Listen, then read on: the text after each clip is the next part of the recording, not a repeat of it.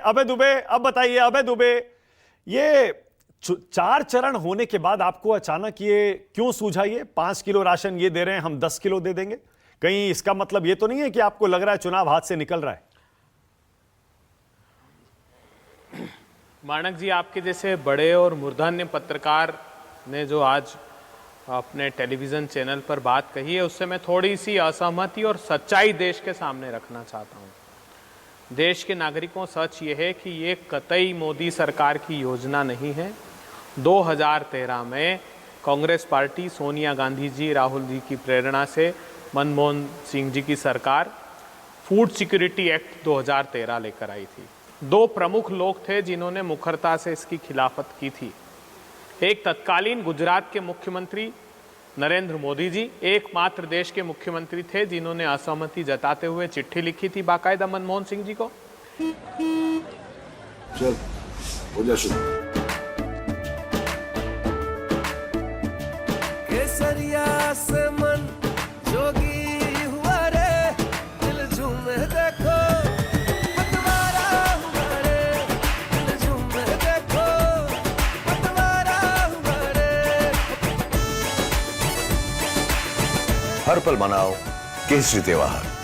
विमल, बोलो जुबान केसरी। एक सुषमा स्वराज जी थी जिन्होंने कहा था कि पैसे आप कहां से लाएंगे इस बात का के ब्यौरे के बगैर आप ये योजना ला रहे हैं। खैर, सभी लोगों की सहमति से ये हम लेकर आए थे और देश के 80 करोड़ लोगों को 2 रुपए और 3 रुपए किलो गेहूं और चावल की योजना हमने प्रारंभ कर दी थी। दूसरा झूठ ये है आपकी रिपोर्टिंग में कि प्रधानमंत्री की जो अनाज योजना थी, मुफ्त अनाज योजना, वो कोविड में जरूर एक्स्ट्रा उन्होंने 5 किलो स्टार्ट की थी जिसको बंद कर दिया गया है। अब वो कंटिन्यू नहीं है। अब ये वही फूड सिक्योरिटी एक्ट है जिसमें 2 और 3 रुपए को समाप्त करके मुफ्त का नोटिफिकेशन जारी किया है। इस मुफ्त 2 और 3 रुपए में कुल 6,000 करोड़ रुपए अतिरिक्त खर्च मोदी सरकार को सिर्फ आ रहा है, क्योंकि जो हम दिया करते थे वो इकोनॉमिक कॉस्ट का कैलकुलेशन था और उसके आधार पर हम 2 और 3 रुपए सब्सिडाइज देते थे देश के नागरिकों को। अब हमने ये घोषणा की है, विश्व की सबसे बड़ी योजना की घोषणा आज मल्लिकार्जुन खड़गे जी ने, राहुल गांधी जी, कांग्रेस पार्टी जी, सभी को के साथ विचार विमर्श करके मैं जहां हूं लखनऊ में वहां घोषणा की है और एक इतिहास रच दिया है आज कांग्रेस पार्टी ने, जिसने इतनी बड़ी घोषणा को अंजाम देने के लिए आज अपना मानस बनाया है। इसका दोहरा फायदा है, न सिर्फ देश के 80 करोड़ लोगों को 10 किलो अनाज मिलेगा प्रति माह प्रत्येक व्यक्ति, बल्कि किसानों से जो प्रोक्योरमेंट है वो भी बढ़ जाएगा।